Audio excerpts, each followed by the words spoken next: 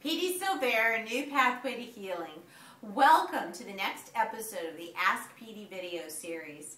Last week I answered the question, what's the story on self-esteem? We talked about the meaning of self-esteem that we broke down into two parts, which defined how much do you value yourself. That's what self-esteem is. And we talked about babies that were born pure and whole and perfect.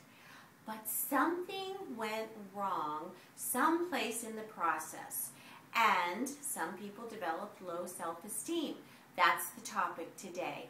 What went wrong? We're going to look at that. And what we're going to look at is parents have children and babies, and they end up parenting their children and babies the same way that they were parented.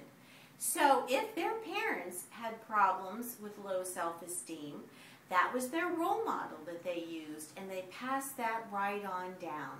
And it goes all the way down until somebody decides to break the pattern. But it takes a high level of awareness.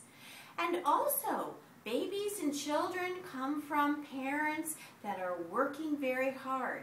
We have a lot of single mothers out there. Some of them have 2 jobs, and they're just not home to give that child validation and the security that they're looking for things that they're doing well. Or perhaps there's too many other children and they're not getting a lot of time. Maybe there's addiction issues in the family, or divorce, or a lot of fighting.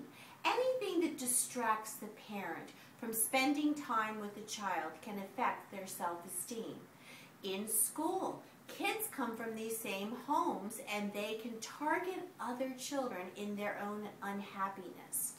Perhaps their parents didn't come to their games or their band concerts.